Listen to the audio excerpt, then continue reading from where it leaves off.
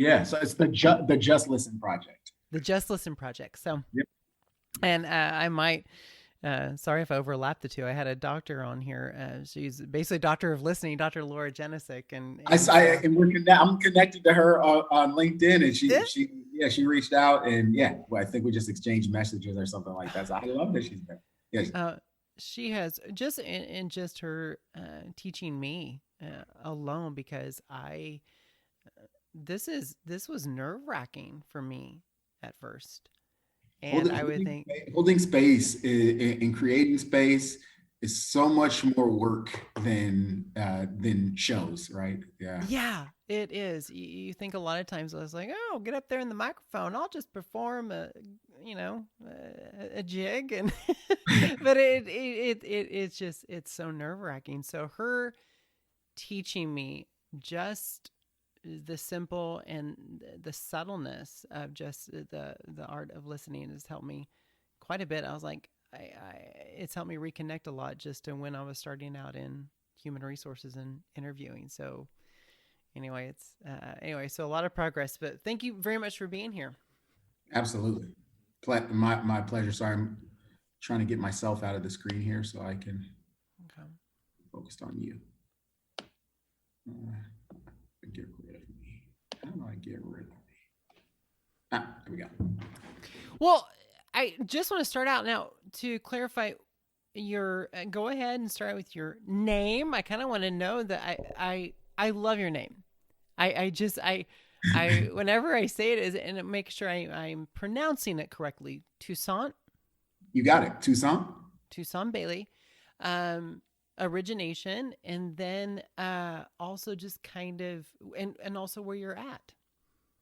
Sure. Yeah. So Toussaint Bailey, and the origin of my name is a famous Haitian revolutionary liberator and the first president of independent Haiti. I'm not Haitian, but my parents love the history of Toussaint Louverture.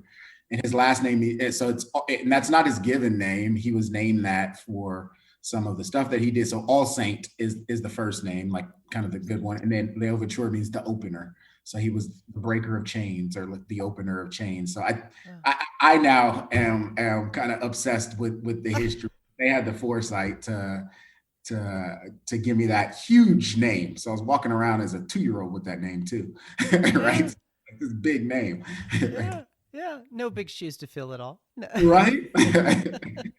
Thanks. Yeah. And then where do you currently where do you live? Where do you work out of and I live live? in the San Francisco Bay Area, so I'm just north of San Francisco, and in Marin County is where I live, and I work both here and then a little bit north of here in Sonoma County. So wine country is where the office of the wealth management firm Enso Wealth that I work at, and then I also have a new venture because I can't sit still, an impact investing firm called Uplifting Capital, which is here in San Rafael. Okay. Well, very nice. Well, I have to say my laptop right now this is as technical as we are here. My laptop is actually sitting on top of a wine book. All And right. so I like that area. I absolutely love it. My husband and I both do. And then I'm a donor father, a donor dad, and my biological daughter lives with her moms in the Bay Area. They grew up in that area. They lived in Oakland, then in Napa. Now they live in Sacramento. So I love that area because I just recently just spent 3 months there with them, or 3 months, 3 weeks there. I spent time with them, and I fell in love in Petaluma. Like I was just like, So that's where our office is okay. Enso Wealth is in Petaluma. Oh my Yeah. gosh, I had been on the outskirts, kind of the industrial area of Petaluma, but this time we were heading out, driving around, and we went through Petaluma. I was like, "Holy cow! I Yeah, really like it here." it's a cool little town. So yeah, it is. I have my favorite little coffee shop. I have my like little Petaluma life. We just moved from Petaluma a little bit south, but yeah, my wife went to high school in Petaluma. That's how I got here. My wife grew up in this area, went to high school in Petaluma, was Uh, born and raised in Marin, and so she came down to LA for a little bit with me, mm-hmm. and had enough. She's like, we're going home." Yeah. Well, I love it. I love the area. So, wife, family. Yeah, so wife, three kids, so three daughters, 3.5-year-old twins, and then my oldest will be 6 in September, so she's 5. So yeah, just girls everywhere. I grew up with my mom and sister too, so it's just like the graduation from how I grew up to the new kind of iteration of that. But yeah, no, it's fun, like a lively house of lots of laughter and yelling and crying and all sorts of stuff. Yeah, you're not busy. So you got the wealth management, then you've got the uplift work, Yeah, uplifting capital. Yep. uplifting capital. You've got the I'm sorry, remind me again. The The not the Just listening, Listen, the just Just listen, Listen just project. listen project, and three daughters, and yeah, you're definitely you're not busy. It's the only way I can have it. Like I don't Yeah. everything just seems so interesting that like it's like, oh, I like that. To some extent it's shiny object syndrome, and then to the others, like I feel like I have so much to do, right? Like there's Uh-huh. so much for us to do and accomplish that I'm having Uh-huh. fun. It's only overwhelming if it doesn't give me energy, is what I say. So like I do Wow. think that give me energy. Well, you're living up to the name, to creating openness to that openness, open to experiencing new things and just like going for it. That's awesome. Yeah, yeah. No, it all weaves together and Yeah. has this way of making sense together. Well, so we connected last year, maybe around this time, a little bit after you had put some things out on LinkedIn that uh, I have a friend and colleague, Amy Leslie, who was on the show speaking on the science of perspective. And she had come across your profile, and then I think she had you on as a guest on one of her webinars or something Yes, to I speak. love. And Yeah, and at the time, it was just very refreshing to see, acknowledge, and hear someone at your senior level in wealth management, being a man of color in wealth management, speaking so vulnerably and with such support. And and so it was just very fascinating because you don't have a lot of that here in the Midwest, and it was very nice to see. And so started following just on your mindful approach of working with people and listening to one another, hearing each other's perspective, hearing our stories, not taking what is right and wrong, but just understanding the truth and the narrative of another individual in their difference. And so I wanted to speak about that. And part about human realness is opening up this space to talk about the things that really do affect us at work within communities that are majority representative and communities that are underrepresented. And so want to talk more on that, like where did you come to the approach with this project and being able to open up space for people to start sharing and listening? Oh yeah, so it's probably a long journey, but I think it is a long journey. But it probably starts at my understanding of the importance of belonging. So a lot of that goes back to me just stumbling upon Brene Brown's work, right? And she does a lot of talking about the power of vulnerability and sort of this power and the human need for belonging, the innate human need for belonging. And so yeah, everything changed for me in the middle of 2020, right? As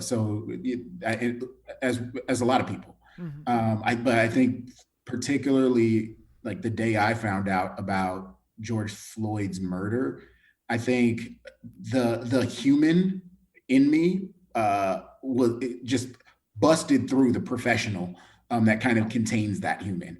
Mm-hmm. Like I think we so many of us go to work and we feel the pressure to fit inside these boxes that we think of as professionalism, right? Mm-hmm. And you know that there's all sorts of ways of being, and yeah, I think we are ourselves as professionals, but there's also to a large extent some kind of suppression of our humanity in the for underrepresented individuals, whether you're you know a woman in a profession, whether you're LGBTQ, whether you're a black man in places where we typically aren't, the sort of picture that's held up as a professional maybe even further from where you are and who you are, and it may require you to fit in a box that feels even smaller. Mm. And so I found that to be the case for me, and I didn't realize I had kind of contorted myself to climb into this box, right? Until the person who was inside of that box like just forced it. Like so I learned of George Floyd's murder at work. I learned of the whole kind of Christian Cooper and Amy Cooper incident, and there had been this litany of black men getting killed up until that time, like Ahmaud Arbery, and you had Breonna Taylor, a black woman getting killed. And so I think the cumulative effect of that just got through, and I found myself in tears, like watching that in my office, right? So I'm at work, just in tears, and kind of stuck. And so I think the first thing I did was just sort of write up like kind of how I felt. Like Mm. I was angry, but then like there's this mix of me probably needing to be professional and kind of figure out what to do with that anger. Like it was my responsibility to kind of figure out like what do I do with this. And so I think I even wrote something, and this is all just on a Word document. I think just about me trying to figure out what I'm going to say to my daughters when I get home. I think I said something like, I try to, I'm wondering what I'm going to say at the dinner table tonight, because I try to instill like a sense of hope and optimism about what the world is and what we all represent to my daughters. I have no idea what I'm going to say tonight. Like I just said, like I probably will end up sitting there and just seething quietly. Like I should meditate and I should feel better and all this stuff, but I don't have it today. And so I said that, and then I ended up like something in me just I hadn't posted. I was very kind of scarce on social media, and rarely posted anything anywhere. But I posted that on Facebook, and then something told me I really didn't post anything on LinkedIn, particularly professional or sensitive. But like I put that on LinkedIn also. It just said I needed to feel heard on that, and this is one of the few forums that I have, so I'm putting this out here. And like that got like 20,000 views and all this like all positive response, and like I didn't expect anything. I was literally just kind of putting out there how I felt, and so for me that was the first time I realized like, oh God, it's like there's power in sharing our stories. There's just transformative power in people. I assumed that either everyone felt like this or it would be pretty obvious, and this is just me kind of going, this is how I'm experiencing this. So that was that. And then I ended up, I think, writing an open letter after that to the quietly bothered about kind of the fact that like I think we were like, I felt like we were on the brink at that time, right? Like we were like it was truly a time when we could have gone to an even darker place than we came to a lot of 2020 in. And so I wrote that letter, and started to have friends calling me, asking me kind of what should I do. And what I was saying to them is like just a lot of particularly white friends calling me and asking what they should do. And my recommendation was just call a friend, or if you have a friend, call you, and listen to like ask them about who they are and how they're doing. Ask them about tell you a story, not a theory, but a story about how they've experienced racism in the past, and then ask them a story about an ongoing burden that they hold related to racism. And a lot of that was because like at this time there was kind of this explosive energy, and what I kept hearing was this Martin Luther King quote, writing is the language of the unheard, which I totally agree with. But like I was wondering, why don't we hear the unheard? Like why don't we like, so if writing is the language of the unheard, this is an explosive a sort of frustration about the fact that people are feeling unheard or unseen. Why don't we start by trying to hear the unheard? And so that was the suggestion I was making to people. I made that suggestion to a colleague. And he turned that on me and asked me to tell him some stories. It ended up being such a powerful interaction and conversation with that colleague who was in tears, and he emailed me or sent me a text that night and said, like, I think you should share this with others. And so I recorded something, and it took me probably a week to get it out because it was so it felt so vulnerable to kind of put anything out into the world as somebody who just hadn't done that it took me some time to get it out. I got it out, and I'm really glad I did. It's ended up just really creating some powerful conversations. I've been now talking to individuals, talking to companies about how they impact generally. So first, how to have these healing conversations, how to heal, how to hear, how to heal with hearing and with empathy, but also uh, uh, kind of zooming out and thinking about how to engage with our impact generally and how to sustain that impact. So part of what I've been talking about is allowing ourselves to grieve and feel the grieving of what's missing, spending time envisioning and re-envisioning better after allowing ourselves to grieve, exploring and examining what our kind of collective or individual superpowers are, to create the change that we envision. And then thinking about micro steps. So like walking through this process of going from this deep hurt and getting in touch with that deep hurt and that deep kind of absence of the world we would like to see, getting in touch with the beautiful vision that pulls us forward, getting in touch with how we can bring that vision about, and then starting, like, how can I start? And that's this whole idea of 1% actions or micro actions. And it's started me on a journey. So that's how I am. I've gotten into uplifting capital and helping people create experiences around impact. It's been something beautiful for me. Yeah. I love the construction in you illustrating and making the parallel because with last year and everything that was just so chaotic, I think a lot of organizations were faced with the fact that there wasn't a lot of construction to their culture. Now we're seeing the results of that lack of construction and framework. But in with you started this from this what people, when they see that they're looking to make this cultural adjustment, this course correct, it seems so unbearable, right? It's just like, how are we ever going to do this? But you took a simple approach with the British cycling team.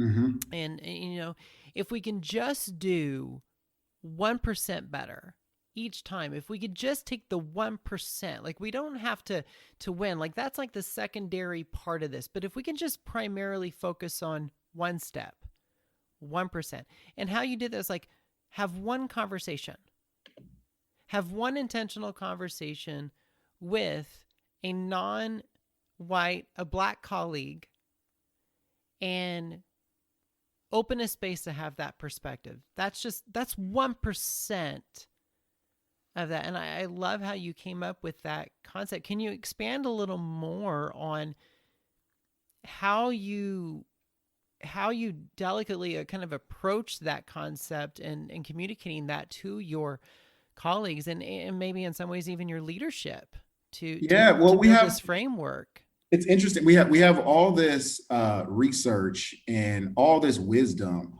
about effective problem solving. Yeah. We've learned so much about how to approach problems, how to effectively team, how to solve problems.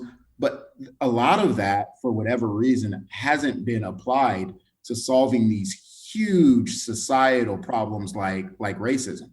And one of the things we know about problem solving is, like, you have to uh, engage with a problem in a way that's sustainable in order to have lasting change, right? Or in order to see these solutions. We also know that micro actions have compound effects.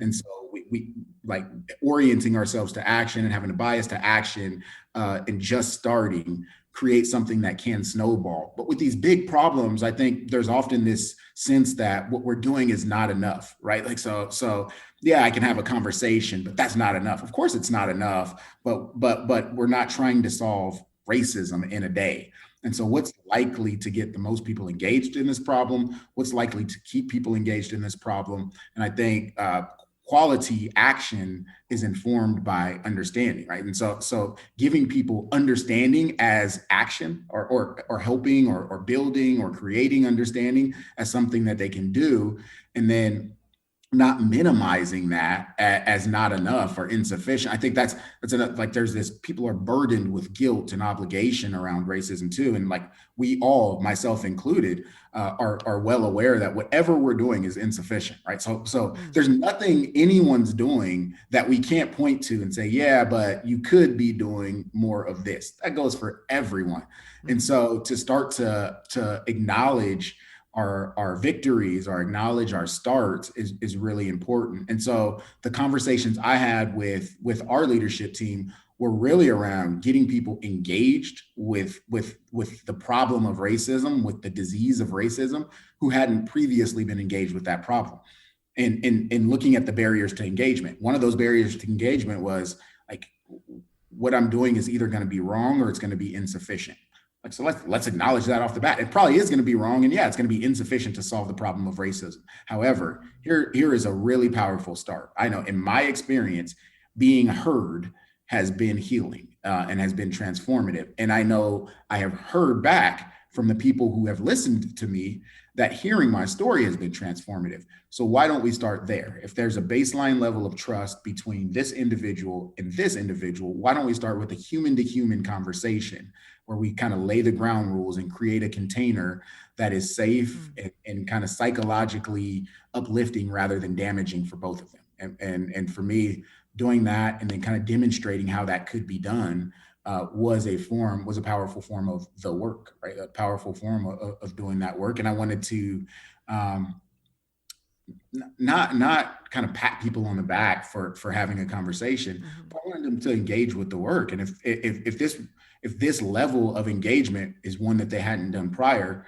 we have to acknowledge that, like, look, you've done something that you haven't done before. That is your form of change up until this point. Yeah, we'll expect that 1% to continue to multiply on itself, and once you have a better understanding, maybe you'll do more. But we have to start with at least acknowledging small victories, and like having someone engage with the problem of racism, or talk about racism in the workplace, who's never has before.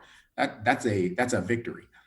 Mhm. Uh, it is. I have burned in my head this quote from one of the attorneys who I worked for when I was a young lawyer. I'm not a lawyer anymore. I haven't been a lawyer for a while. But I had my very first trial, and it was this little kind of insignificant, in my head, this insignificant case. And the firm had sent out an email going, "Oh, congratulations to Toussaint Bailey. He won his first trial." And I was passing somebody, this older female lawyer in the hallway, who congratulated me.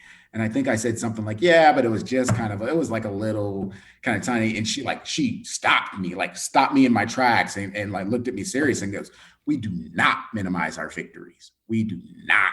And I was like, that has stuck with me for however, over like decades, right? Over a decade since. And so that sticks with me here. Like, yes, we have a ton of work to do. Yes, there's a bunch of progress to be made, but like, we cannot minimize our victories if we're Mhm. expecting to really kind of get to where we need to go to. Yeah. I think that's why I'm glad you mentioned that, because I think that's why it becomes so fatiguing and overwhelming for these leaders, because they think the project's too big. It's too much. I can't solve racism, so I'm out. You got it. I obviously I'm the problem. I'm a white hetero person. I'm out. Yep. And so did you have a lot of, were there some conflicting opinions? And how did you resolve those? There were conflicting approaches. Fortunately, I didn't really have anyone who came and sort of outright said, Mhm. this is too soft. This is not action. I could see that kind of conversation happening around me, and I certainly had to grapple internally with kind of having the courage to create psychological safety, or to attempt to create psychological safety around just having a conversation, and around kind of the sufficiency of a human to human conversation as a form of action. Mm-hmm. And so I never sort of duked it out or debated that with anyone, but internally I did have to find peace with the approach and with the Mm-hmm. sufficiency of the approach.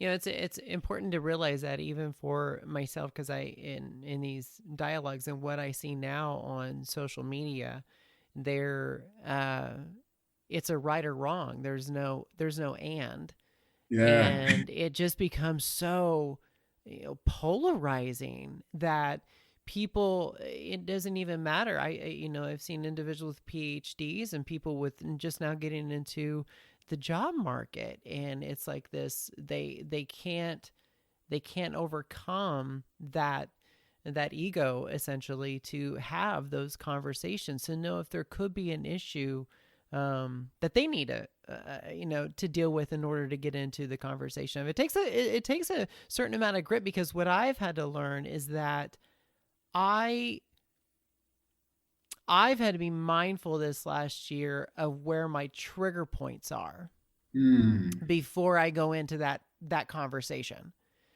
And my trigger points, and I've been able to identify them. So and breathing into that from your core to be like, okay, I realize what that person just said.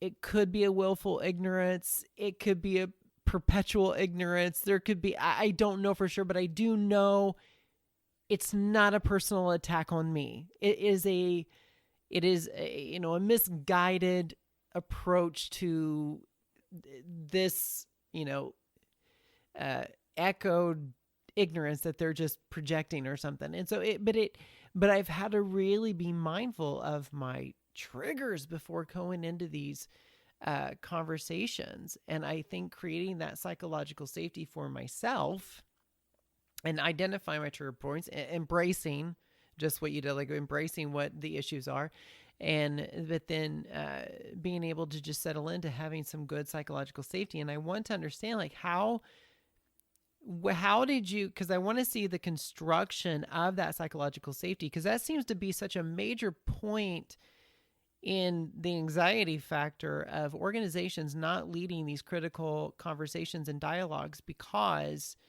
it is the fear of it turning into a fight. Yeah. It's Yeah. And as an HR professional of 20 years, I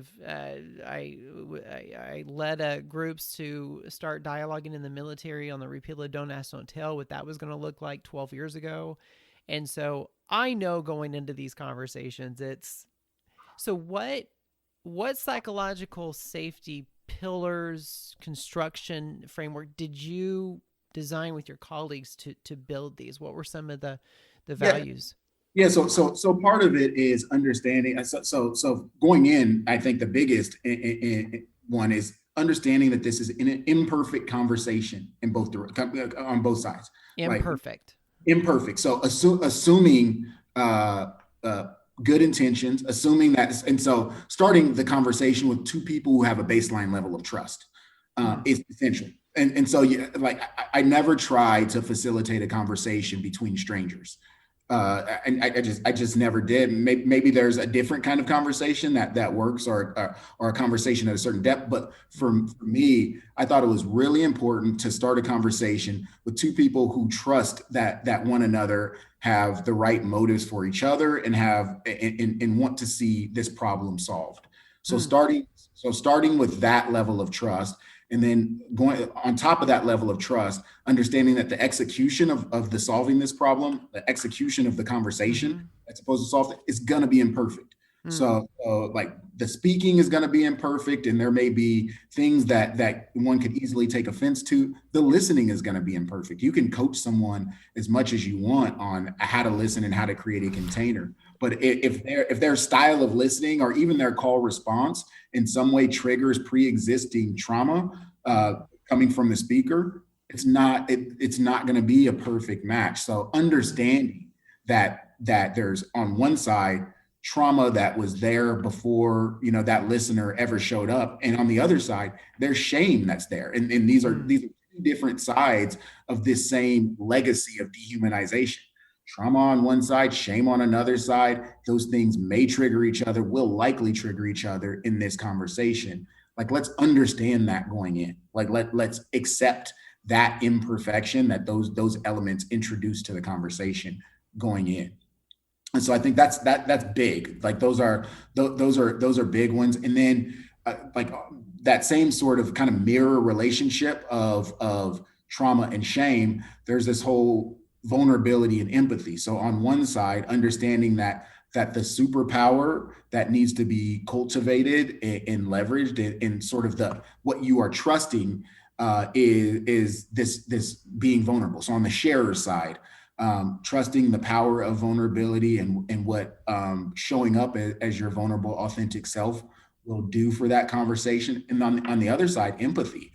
So trusting that, like, staying out of sympathy, right? Staying out of tokenizing, staying out of rushing to fix, and trusting that just showing up with empathy will do the work in the conversation is sort of like that kind of the second level of agreement that we have. So that vulnerability and empathy is the second layer, and then the construct of the conversation is the third thing that sort of creates that safety of the container. So it's an imbalanced conversation intentionally. So coaching people that you are, like, coaching the listener that you are passing the mic to the person who's sharing their story.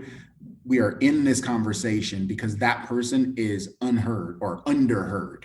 And then coaching the speaker or the sharer that your story is the power in this conversation. So show up with that story fully, show up with that story authentically, and lead that story. Like, you're leading this conversation. This is your space.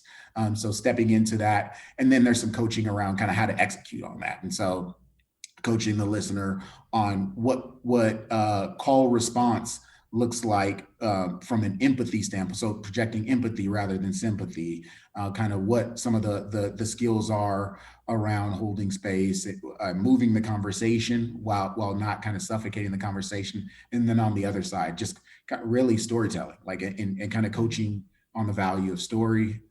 It is the last piece of psychological safety there. And then finally, making sure that that the sharer has complete agency over the conversation. So the sharer knows that nothing about this conversation will leave the two of us if you say you don't want it to go beyond us. So leaving the sharer with agency, and then but also the ask of like letting the sharer know how powerful the story has impacted the listener, if it has, and then having the listener ask to share that story as a tool for change is something that we do. The sharer that can say yes or no, but that's sort of the construct for creating that baseline understanding, leveraging existing trust, and then kind of creating the container for a safe human to human conversation around racism. Imperfect. Imperfect, exactly. Is not a word that is really constructed into the fabric of a human resources professional. Because there's this thing that if we are in these conversations, if we do something imperfect, we might cost the organization money due to a costly complaint. And I don't know what kind of law did you practice? I did litigation for litigation. Yeah. And so the moment if we say something, that one imperfect thing, it could really mess up. If we're imperfect on a number on payroll. I mean, my number one rule in HR is, like, you don't F with people's money. That's always been my number one rule in human resources. Yeah, it's like that is the only reason why people really go to work is for money. And so, but I, and so imperfect is not something that is really woven with this. So it's also really refreshing to hear that the construction within this framework of the dialogue that you provide is like, it is an imperfect conversation. Yeah, we are most likely going to get this wrong. It Yeah. like most likely both of us are going to get this wrong. Like we've Mhm. been getting it wrong since the start of the world. So most likely the two of us are not going to be the first two people who have a perfect conversation around racism. Right. And it releases so much of that pressure and anxiety within that space that you allow more trust to walk into a space of that with colleagues and peers like, oh, everyone else is screwing up too? Yes. Great. Like, because I'm in the right place. And it just opens the door for your mind not to be so just riddled with the anxiety and crippled that you don't even have the conversation, that you Yeah. just to avoid it. But trust, it's very hard to get that texture within your culture. And because people feel that these kind of conversations are not, they're not a place for the workplace. The workplace is not a place for these conversations. Yeah, so I distinguish though between the workplace, like so Mm-hmm. having this conversation and like to a group and two colleagues, like and you see trust show Mm-hmm. up from human to human within the Mm-hmm. workplace all the time. Like Mm-hmm. you have these friends and they may bond around a project and have seen one another just perform like at the highest level or give everything to a particular project they were working on together, or they may have cried to one another at lunch about some personal experience they brought to work. So you can have two colleagues at work who Mm-hmm. have not only trust but love, like who have loving and trusting Mm-hmm. relationships, that they can sit this conversation on top of. It just may have never, like they just may probably have never discussed racism directly. Yeah. And so like to have it be that human to human relationship in the workplace and to have the change be made at that level, I think is a lot easier than having the corporation or the enterprise make an attempt at this change. Mm-hmm. And you're doing it with it's a one-to-one approach. Yeah. And I think that again, that's where the overwhelming of that comes in when they started to discuss, the repeal of don't ask, don't tell. A lot of it came in just the strangest conversations of it being like, well, the whole shower argument came up, and then there was another argument about it's like where will they sleep? It's like in the same barracks, in the same dorms and things like that. And so a lot of this, whenever we started these dialogues, it was formulated like, well, what is the trust? And what you said, what was the common trust? And this doesn't really work sometimes with strangers, because if strangers don't know one another, there's always just going to be a fight. It's always the right or wrong side most of the time when it's with strangers. But with colleagues and with the trust, that was the common core there, which was like, well, what's within organizations, like, well, what's the mission of the organization? Everybody wants to believe in the mission and the culture of the organization or what we're doing. And so I trust that Toussaint trusts that Clinton Shane is a part of this mission and driving this forward. And so similarity is like we formed the trust factor like that, but you believe in going forward, I believe in going forward. Okay, great. Here's the trust. Now let's have a conversation and start listening to one another without the fighting. And I was like, where did these dialogues um go? And it was in the one-on-one conversations that we started to have with soldiers and other service members, that it came up that they didn't care. The Yeah. dialogues and the research that came back was just like, I don't care who you love. I Yeah. don't care what you are. Are you going to defend me? Are you integrity first, service before self, excellence in all we do? Do you believe in those things? Yeah, great. Absolutely. Then let's move forward. Don't be a jerk. Do your job. And I think we've overcomplicated the conversation, and we've tried to politicize them instead of humanizing them. You got it. Like that, like people are a lot less scary and a lot less complicated than like our constructs of people, right? And then our ideals of people are these categories of people. The soldiers are going to feel like this. Well, let's go talk to like John. Mm-hmm. Let's not talk to the soldiers. Let's go talk to John. John, like what's important to you? Yeah, that if I'm in the trenches, this person is going to do everything in their power to save my life. I don't give a shit. Yeah. Be on that. Okay, like Mike, like tell me about it. And then you go down the line and they say the same thing, but you aggregate all those people into this soldiers or aggregate all these people into these professionals or financial advisors or whatever the profession may be, Mm-hmm. lawyers, and they get really complicated and really complex and they have all this stuff going on. And you go and talk to the person behind that label, and they're just a lot easier to approach and connect with and Mm-hmm. a lot more willing to engage and understand. And so I think that like, which is the wisdom of the podcast, right? Like this human to human realness is Yeah. where magic happens. Yeah. And I do get concerned, and I think a lot of times I might alienate myself from colleagues. Um, and I have, because the I have not found that in my profession and in my diverse background, that in the industries I've worked in, I have not found to where a big massive engagement survey with a big massive company wide program is the fix. Yeah. I have, because when most of these programs go out and that we see the average of a 35% employee engagement, of a return on the engagement in these programs and stuff, like that's an issue. But what is making the biggest impact, what I've seen, have been the one-to-one conversations and in those engagements of how we start building those personal connected relationships with one another, because I have found no better way across all platforms about how we build and engage better employees and leaders than just on those one-on-one very healthy dialogues, Yeah. and creating the spaces for them to be able to have those open dialogues without consequence.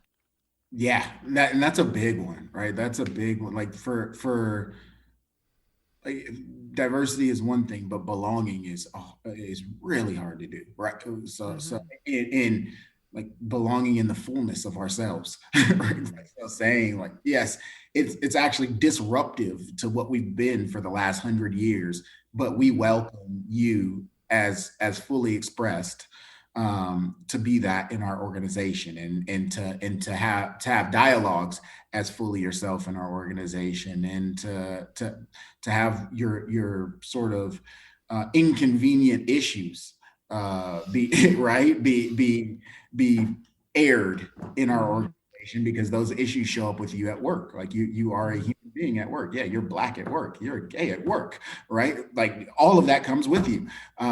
So we welcome all of that. Like, yeah, Mm-hmm. I haven't there's it's tough to find organizations that are able to do that with authenticity Mm-hmm. beyond the individual level. You can find individuals who say that at organizations, but yeah, it, it, and there are are. following and are following the framework that you are, which is like we're embracing the uncomfort. It's there. We're embracing it and we're growing from it. Yep.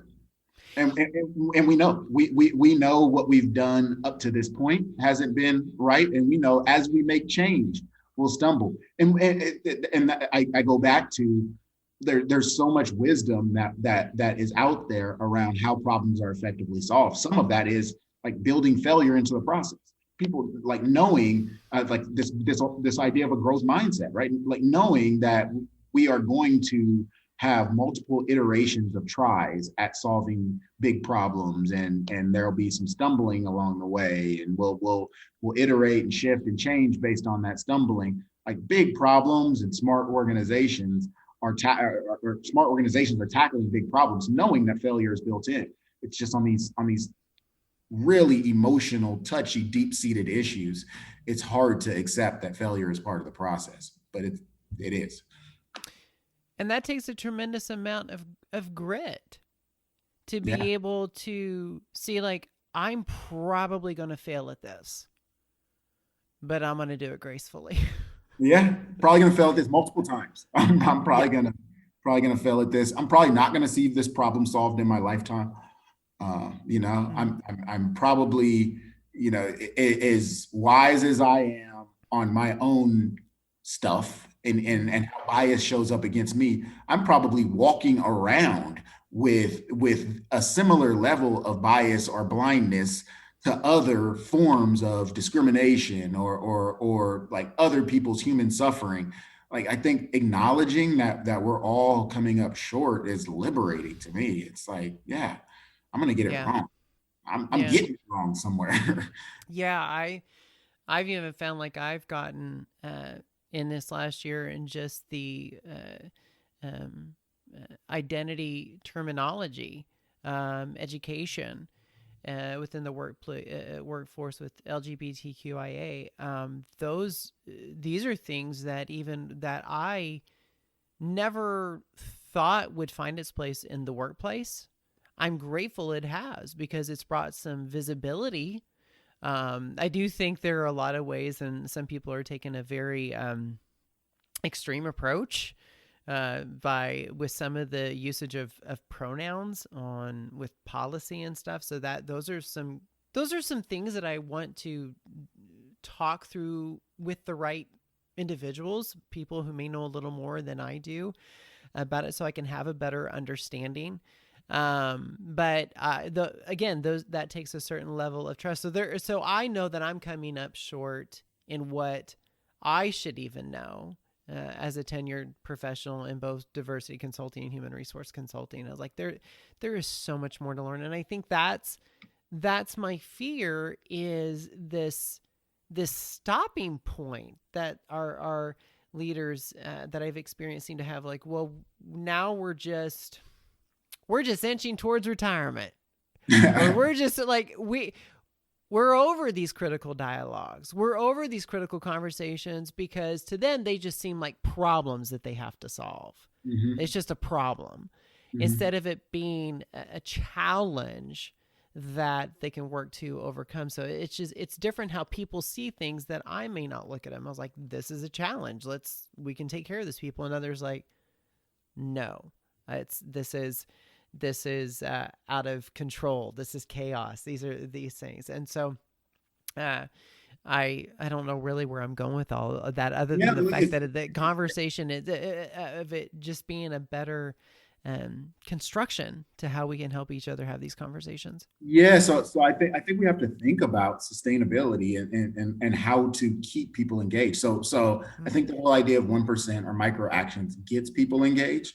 I think to keep people engaged, we also have to think about how we represent the work and like actually showing the beauty of the work and showing kind of like I think people understand how fulfilling it can be to solve a big important problem or even to kind of reach at a big important problem. I think keeping that energy in these conversations and kind of keeping shame out of these conversations, Mm-hmm. but helping people understand that there's a beauty in this work, like so like two humans connecting around like one's trauma and one's shame can be a beautiful Mm-hmm. there's struggle in it, there's hurt in it, it's hard, but Mm-hmm. there's also kind of this beauty of that struggle. There's beauty in creating belonging and having someone and seeing someone show up more fully as themselves than they ever have at work and feeling like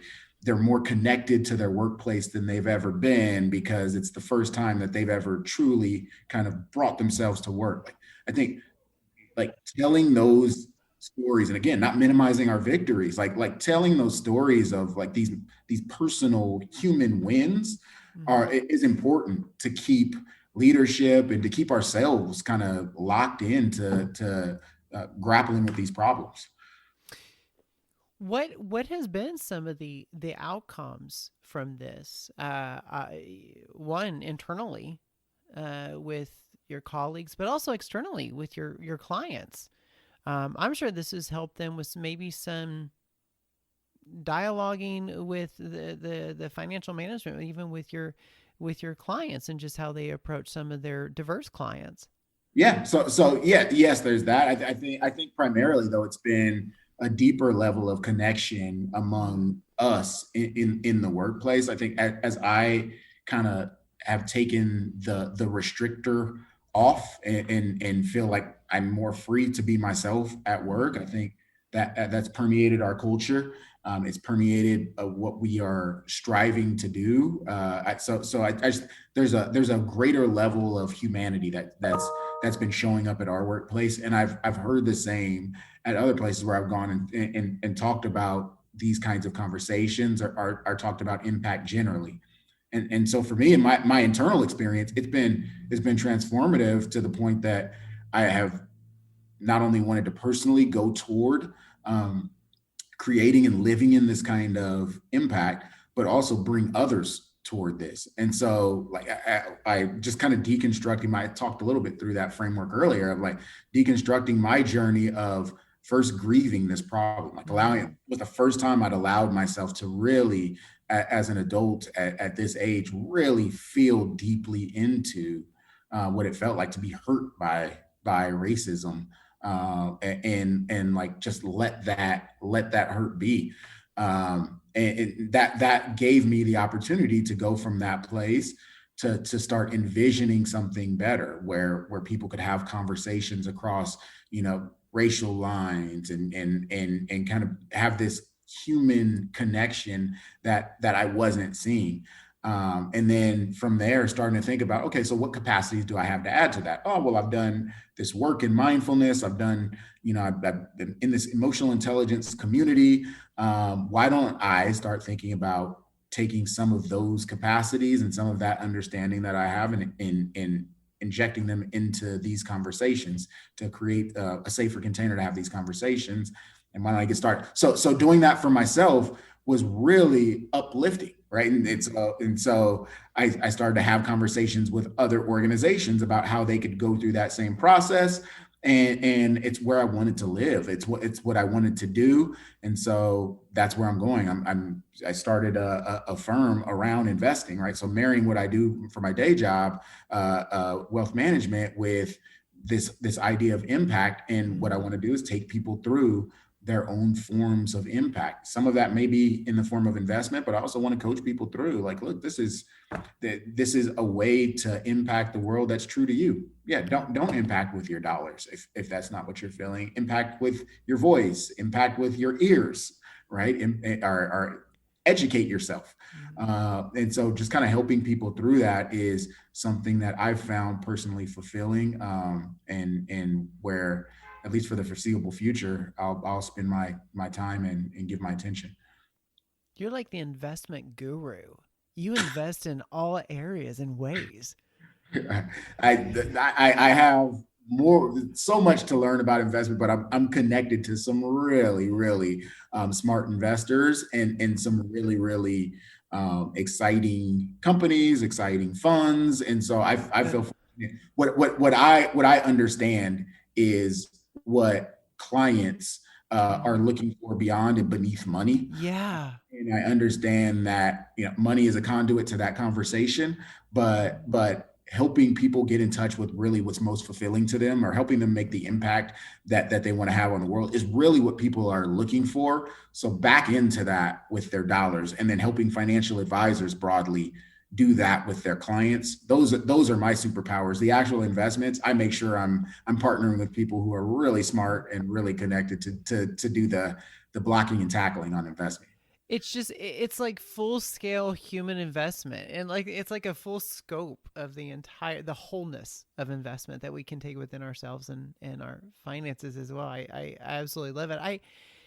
I want to go back just a little bit if you have a little bit of time, Yeah, yes, because please. a couple of things I want to touch on, and the first one being, and the second one, I want to be able to touch a little bit on the conversations that you did, if you having with your family that evening. I think that's important to close this out with. But before that, you said something.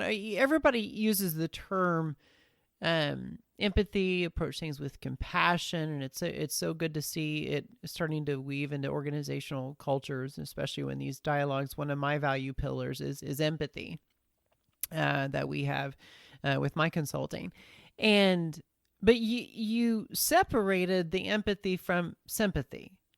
Uh, Cause and I like that because a lot of times I would, if I would share my vulnerability, or if I would be vulnerable and share my story, there's so much trauma involved that my fear would be people would see me because of my trauma, not because of my ability and skill to overcome that trauma. mhm. And I sometimes wonder if that is where people, when they're something kind of creeps in, where they put me in a category of sympathy, almost a pity, Yep. Yep. not being empathetic, not being able to see like, well, no, don't pity me. I don't pity myself. I look back on it as a victory. So can you look at it with that lens and don't put me in the lens of pity? I and I don't It's want not to as not, generous. huh? The pity is also not as generous.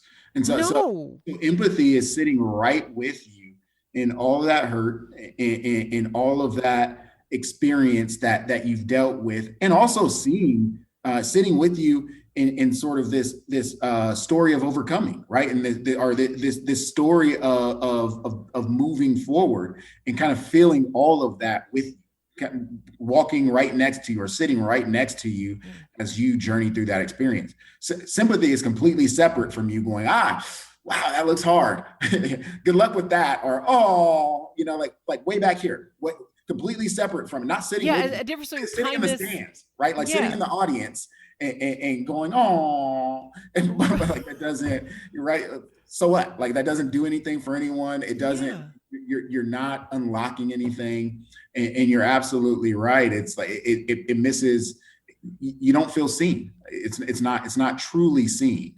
It's seeing like a construct of what your experience was, or seeing like this idea that like, oh, that sounds like a sad story, rather Well, than like, yeah.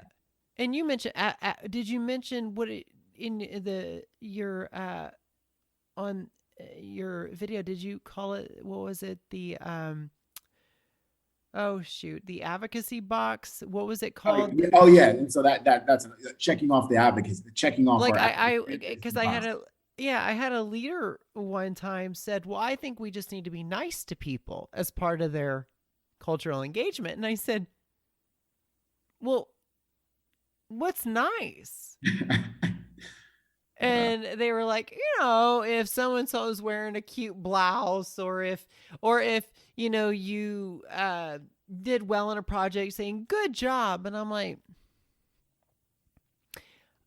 I go, I'm sorry, but that doesn't seem to have. And this was a senior leader, and I was a mid-level manager, and I just thought, well, my apologies. I go, but if we're looking to build kind of a culture framework within our department, I go, that doesn't seem like it has much construction to it. And I go, can we use kindness? Well, that was a whole other, like, that took a deeper dive into self, Yeah. which I, through my trauma, experienced that kindness was a much better engagement for me moving forward than just people being nice. Yeah, because not, if you're suffering, or this surface nice culture Yeah. is an affront to who you are, Mm-hmm. then asking the sufferer to be nice through that, it is really continuing this. It's perpetuating the suffering, right? Like, Yeah. what if I feel squashed? Like, do you want me? And you're asking me to be nice, right? Like, so nice just Yeah. doesn't mean the same things. Whereas kindness, like, is seeing that person Yeah. in doing or wishing what's best for that person, right? Or Yeah. wanting healing, wanting good for people. But yeah, nice doesn't cut it. Yeah, and I'm so glad you made the distinction with that between the empathy and sympathy, and it seems like a lot of times, well, not all the times, racism, uh, sexism, homophobia, all of it, you know, it seems like a lot of times the pity becomes more like, well, we feel bad. We feel Yeah, bad that you're discriminated against, but I just don't believe in your lifestyle, or I just don't believe that racism is real. yeah. It's There's this distance, right? Yeah, it's a cognitive dissonance that we don't have to like deal with it. Yeah, So yeah, I'm so glad that you made the distinction with that in these critical dialogues. Like, do not, it's just show up with empathy, not sympathy, with the empathy piece. Um, so that day, hearing about George Floyd's murder, and then writing the letter, and if I'm understanding correctly, if I listen and if I heard correctly, you had said like your first thought was with your children, your family. yeah, yeah. So writing this letter and the fear and the frustration about how do I explain this, and then I can't imagine the commute home. But what was? Can you take us a little bit into that and like what that was like and what the conversation was like that evening? Because um, I think it'd be very good for people to hear that because I don't think we hear often that conversation of that kind of conversation at the dinner table that could open our eyes a lot to a better understanding. Yeah, that conversation, I don't think I probably hadn't processed it enough to say much to my kids about the George Floyd's murder. I can tell you what I was struggling with is Mm-hmm. the idea of talking to our kids about a world of infinite possibility, and being in a world that could treat someone's life like that was what I was grappling with. And so the question I woke up with on my mind was, are we better than that? Like, are we better than what was demonstrated with this human's life? And my conclusion was that we weren't, and that we aren't, but we have the opportunity to be.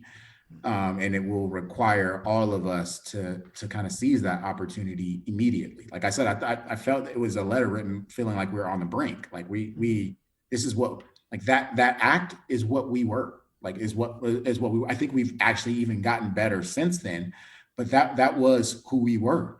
Um, and so talking to my kids, like beyond that, we have a lot of conversations about what empathy looks like, what kindness looks like, and I think like teaching those things, like yeah, we need to talk to our kids about racism, how that shows up, how people feel. But if we can get our kids steeped in what it means to be empathetic, what it means to be kind at a deep level, what it means to have gratitude for what's in front of you, all these kind of big and important emotional competencies, I think we'll be okay, right? But Yeah, yeah, yeah.